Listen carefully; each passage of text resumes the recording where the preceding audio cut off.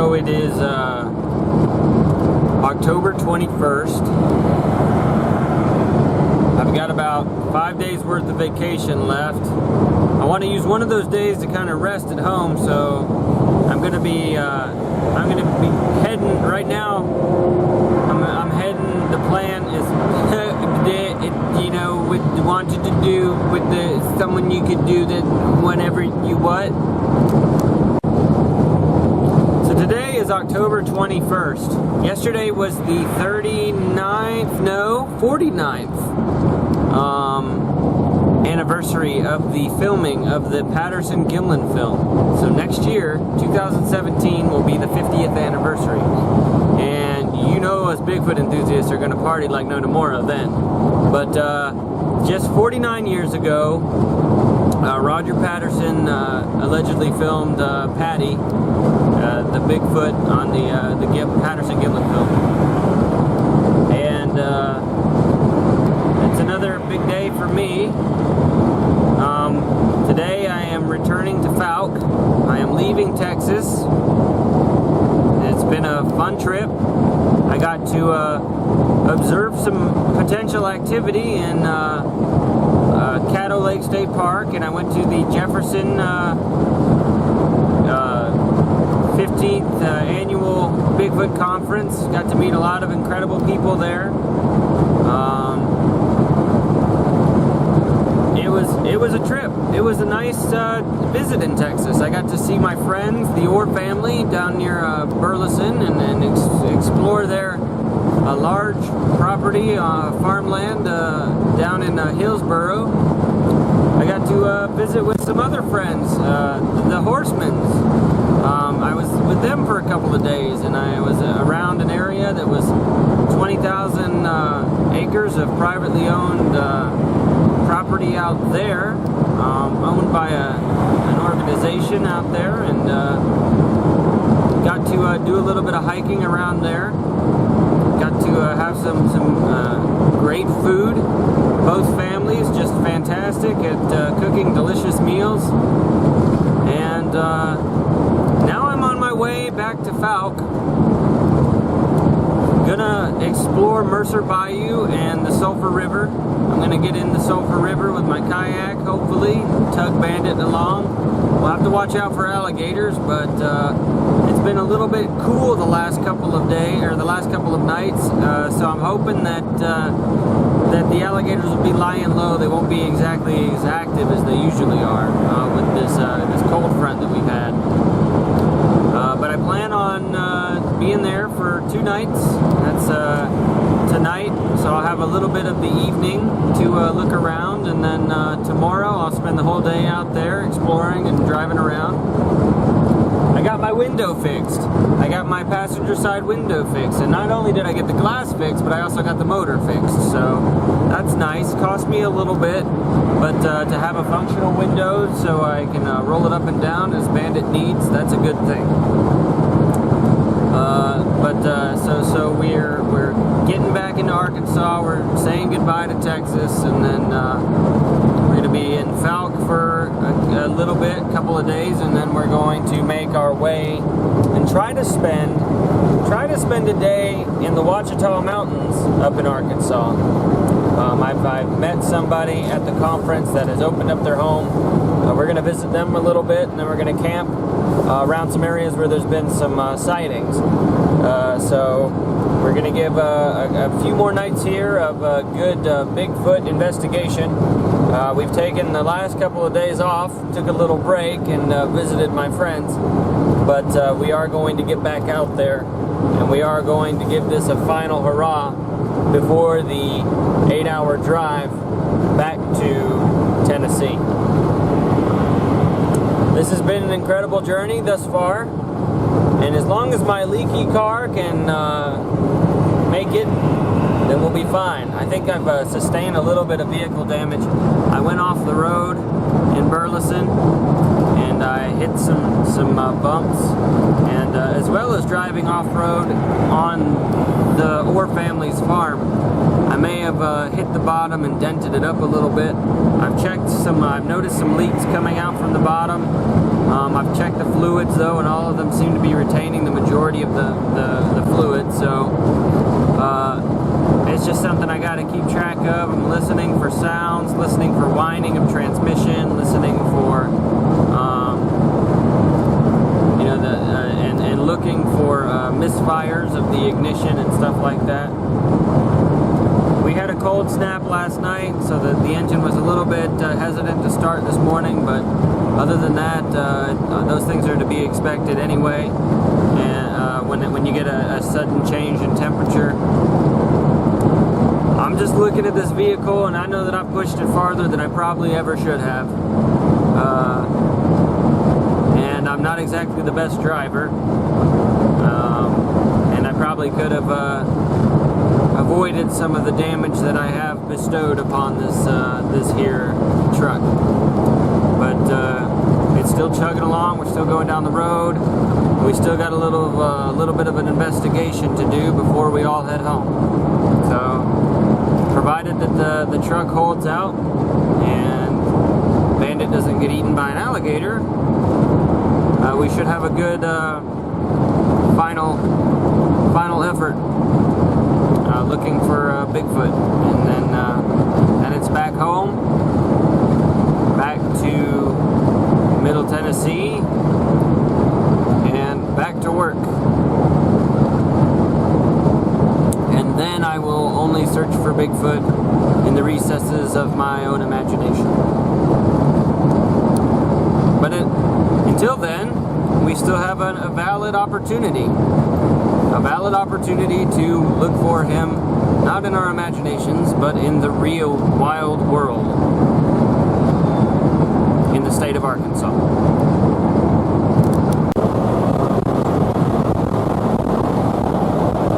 So, this route has actually got me in Louisiana.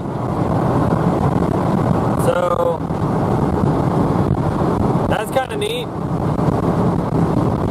Make this another state traveling through. So I've been in Tennessee, Arkansas, Texas, and Louisiana in this trip. I'm just driving through. I'm not even going to stop, so it doesn't really count, but still cool to come on through here. This might be a spot to revisit in the future. Come down to Louisiana, look for the Rougarou, which is like the swamp werewolf, or the Honey Island swamp monster. There's a few Bigfoot reports in this state, down around the swamps and bayous.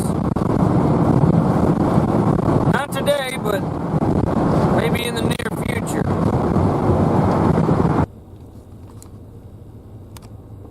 So we're in Falk again, and this is the Monster Activity Center. I guess that's just a little community activity center, but they put Monster on it. Either that, or that's where all the sightings take place, inside that building right there, and we'll never know. We got a spooky haunted house over here. It says right here, rest in peace, Justin Wade, and Sarah Wade's on the other side here. They both died this year.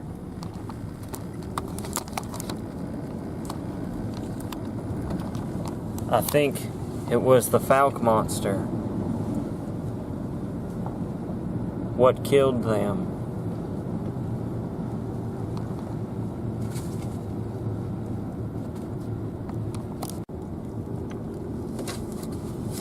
Okay, so I'm in Falk, and well, I'm not in Falk anymore. I'm actually in the outlying community around Falk. I'm in Allen Smith Park, which is a federal wildlife refuge area. It's a public camping area, and it's a rest spot for waterfowl, migrating waterfowl. but it's in protected area, so hunting here is prohibited. It also says, oh, hold on, I see a park now. It's kind of like a city park here, but it also has, I guess, a federal type funding. No one allowed in park after 10 p.m. except campers. $300 fine. Does that mean that there's a camping fee somewhere that I have to pay? Aha, I see some tents and stuff.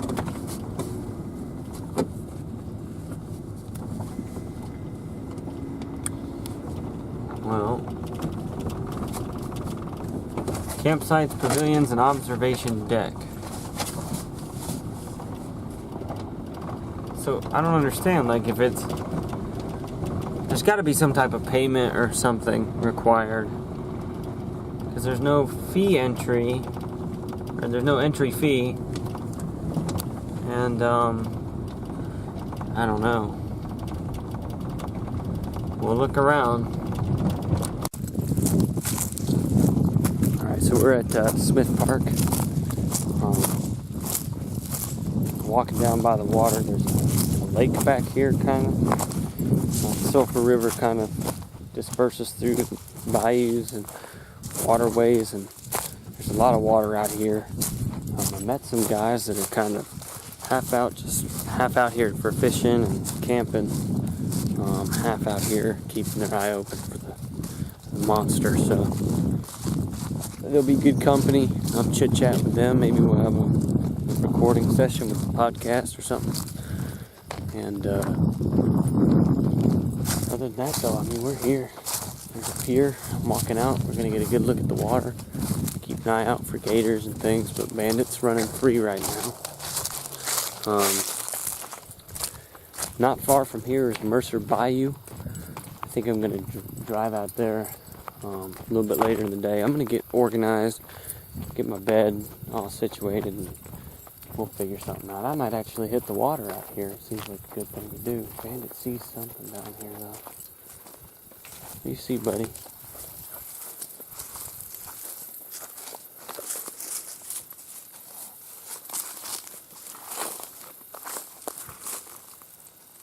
Oh, there's a hole here. Maybe a gopher dove down or something. What is it, boy? See, now this is good water here. This looks a lot kind of like, it's not Boggy Creek, but it looks like Boggy Creek. Now there's a lot of people here camping. There's not a lot, and it's a big dispersed camping area. So I mean, there's plenty of room to go around, but free public camping and stuff like that. There's a very minimal development, but I can't figure this place out. It's like a Smith Park Lake. I'm getting ready to go on this thing here. Sulphur Chapter Waterfowl USA. Waterfowl rest area and a public campground. See, but this little waterway here, this reminds me of Boggy Creek, something just wading out. We're going to go and check out this Smith Lake waterway. Now this right here looks like some heron, scat. Oh wow. Yeah, see, this reminds me a little bit of Caddo Lake. The way the water stretches out. This is just kind of, I guess a lot of this water is the headwaters that kind of drain into Mercer Bayou. And I might come back out here later tonight looking for gator eyes or something. Oh man. Whew. It's absolutely beautiful. Not far from Falk. A little side adventure. This is the headwaters of Mercer Bayou, basically, and the Sulphur River area.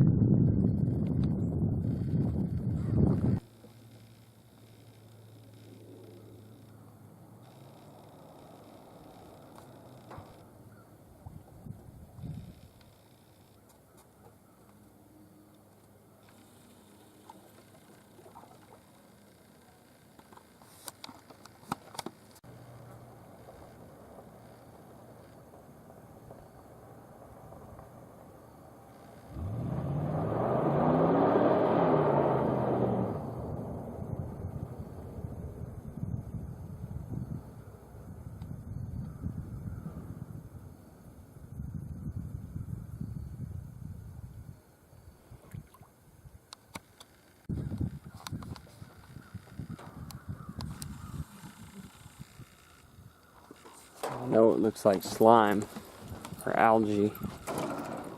This right here, this green stuff, actually like little aquatic plants, little lily pad type plants that spread over the surface of the water. They're actually really good for waterfowl, birds, a variety of different aquatic and subaquatic animals eat this. It's known as duckweed, and it's very good. It oxygenates the water and also provides lots of shade for the submerged aquatic animals, and also a lot of nutrients for a variety of different creatures. I've seen crayfish feast on it before. Of course, its name is duckweed, and that's a popular food source for ducks and cormorants and coots and whatever other animals are in the area where this plant grows.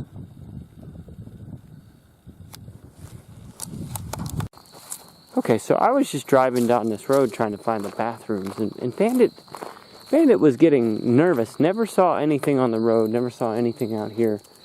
He's got the scent of something that's made him so nervous, gosh darn nervous, that I've never seen him act like this. He's barking as he's going down the road. Now I might have missed something. Maybe he saw a cat. The cat is the only thing that gets him this nervous. But he was sniffing the air intently, something he doesn't normally do. Cats are usually a visual stimulation, but this, from the smell alone, I believe, has got him all freaked out, and he's looking in these woods here, this thicket. You know, we're not far from Mercer Bayou, but Bandit, he's a nervous wreck. I mean, he was whining and barking and just kind of like in a giddy type frenzy, and he's out here now, and he's on the trail, and he's looking in the woods. The thing that bothered me is it wasn't like a pinpoint location. If he saw a cat, if he saw a dog, he'd be focused on one spot.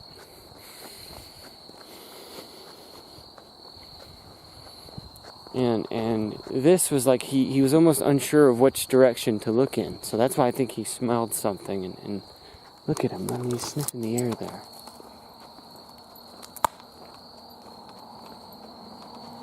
This is very irregular behavior for him. And I know, dogs sniff and bark and whine all the time. But you have to understand, I've had Bandit, and I've spent long periods of time with him, going on trips. And this is weird. I've never seen him. I mean, he's like on the hunt. He's on the track of something out here, and I kind of want to see where he'll lead me, what he's doing. He keeps smelling intently. Come on, Bandit, out of the road, come on. Come here, sit, stay.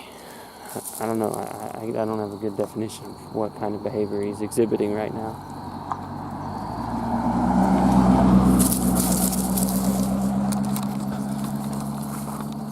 Bandit, what's back there? Huh?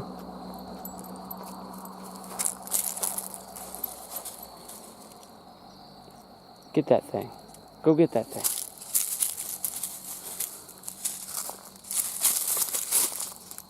What? Not there? Somewhere else? See, I don't smell anything unusual. I don't smell anything. It smells like the forest, pines.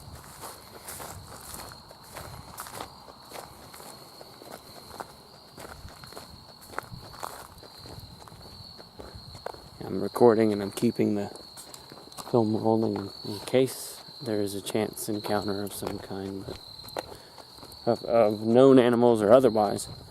But it's an opportunity. I needed to get out. I needed to film because I don't know what he's doing right now. Just don't have any particularly strange, off-putting smells or odors.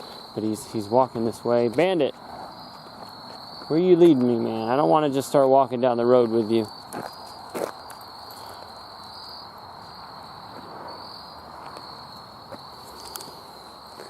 I don't know, whatever it is. I mean, he's sniffing around. He's trying to get some type of identification of something.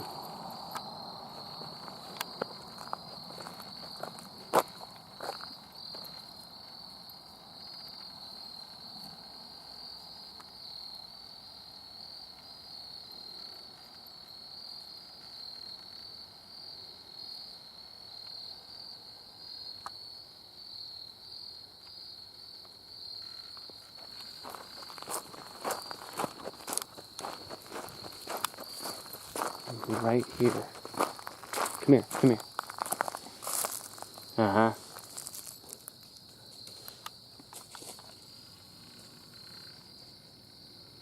Looks fresh. Looks like a cat. God, give me a heart attack, Bandit. Thought you were leading me to Bigfoot. Come on, you cat killer.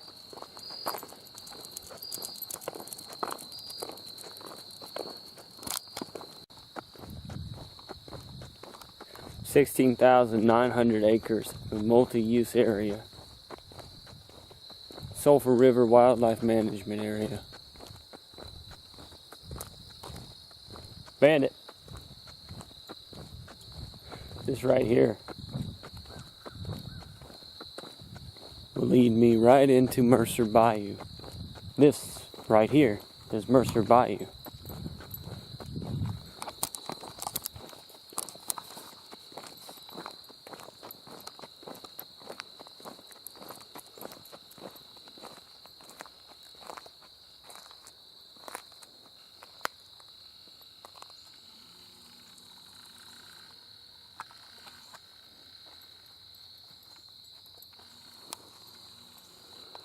This is thick. This is stagnant. See, swamps are like the kidneys of the world. All the pollution, all the nasty stuff, it's drained out. It's absorbed one way or another through a lot of the stagnant water. And by the time that the flowing water comes out the other end of the bayou, out of the other end of the swamp, a lot of the pollution stays behind. It's kind of a bad thing, but then again, it's kind of a good thing. I don't know what this stuff is here. It looks like a mixture of duckweed, but it's thick. Doesn't really have a smell. If you look at some of this material, it's plant-like. It's not necessarily a slime or an algae or anything like that. It's just a aquatic plant that covers the surface. Water's quite cold. I don't know where the alligators might be. They're probably deeper in. They're probably along the rivers a lot. But I'm sure they're everywhere. This right here is Mercer Bayou. There's two access points back where I'm at. There's this road, I think, is 151. And the other road is 152, and they just kind of go into different access points and kind of end at the end there. Now, I don't know if the other one's going to have a ramp like this, or if it's just going to be a dead end in the road. But I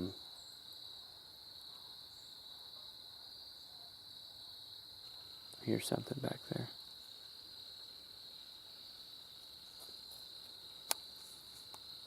More than likely, I think it's just a heron or a large squawking bird. Yeah, 16,000 acres. 16,000 acres, the wildlife management area. That doesn't even count some of the other, the federal waterfowl lands and things like that. So you have a mixture of private property that's been long-standing by owners of the same family name. You have farmland. You have waterways and sheds like that, watersheds. You have bayou and creek and 16,900 acres of wildlife management area, and then you have several, I'm guessing, 1,000 acres of water sheds for birds under federal protection and ownership. So this, I believe, is state. I believe this is state-owned. Arkansas Game and Fish Commission. So they're separate. It's separate jurisdiction to the federally funded Allen Park.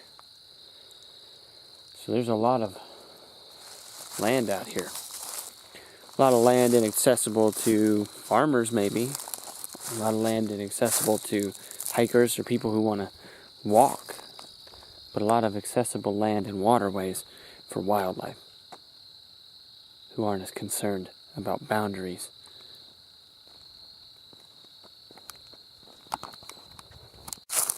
Now I'm going to go to the second location, the other 152 route.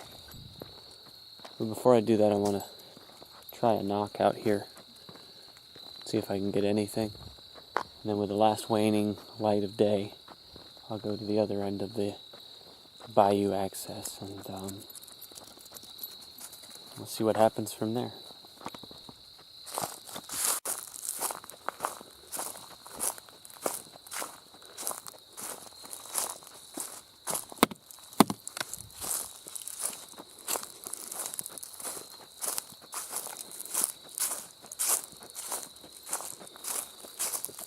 Let's go to the trail systems back here.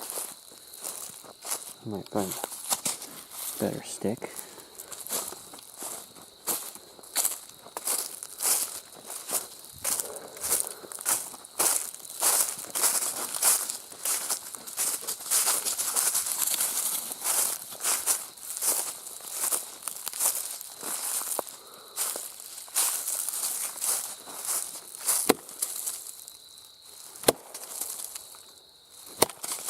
Be careful, that's all poison oak.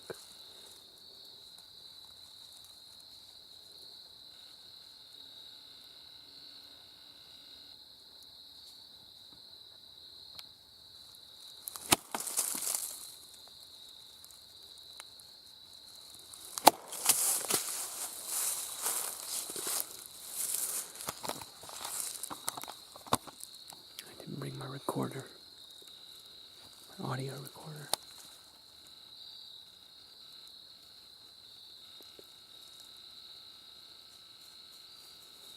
Very distant, I hear something that may be dogs, coyotes. Might even be roosters, I don't know.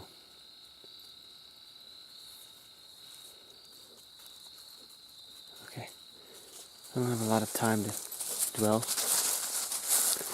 I'm going to get in and go to the next spot. But see, this is my first trip out to Fouke. And I know how to get here. I know how to get to Allen Park. And I know how to get to the other location of Mercer Bayou. I know how to get to the Monster Mart. I know how to get to Boggy Creek. I know how to get to the Sulphur River. So I'm learning. And that's the thing, is you might not get Bigfoot walking out in the woods your first try. You might not even get tree knocks. You might not even get trees falling over. Now, I've had this type of stuff happen. Whether or not it's Bigfoot related, I can't say. Whether or not it wasn't some other Bigfoot enthusiast out there, I can't say. There was a guy who was out in Caddo Lake the same day that I was at 3 and 4 in the morning. And he witnessed wood knocks. Now, there's an issue with that. Because he was out there doing wood knocks and trying to respond with these creatures, I believe. But in addition to him being there, more than one Bigfoot enthusiast being there, you know, that can create some confusion. And you could be hearing one another. Now, was another researcher pushing over trees outside the park boundaries? Like what I observed? I don't know. But what I can say is we don't know for certain, and we have 2 different times where allegedly tree knocks were being made. And that was around my time, between 8 and 10 p.m., and his, which was 3 and 4 a.m. So we know that our instances observed could not have been one another, because he wasn't doing it when I was hearing it, and I wasn't doing it when he was hearing it. So what do we have? What do we have? I don't know. We're not going to dwell on Caddo Lake because we're in Fouke. We're in a totally different spot. But we're going to keep an eye open for activity. Maybe we'll do some night driving tonight, but maybe I'll just hang out at that campsite with my neighbors. So it's hard to say. Whatever we don't do today, whatever we don't do tonight, we will get on tomorrow, and we'll knock it out, and we'll do everything that there is to do. I might even get out here and revisit these access points to the bayou early in the morning.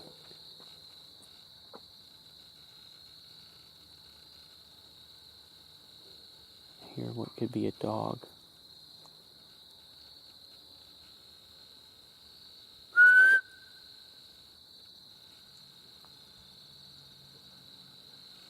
I'm going to assume it was a dog.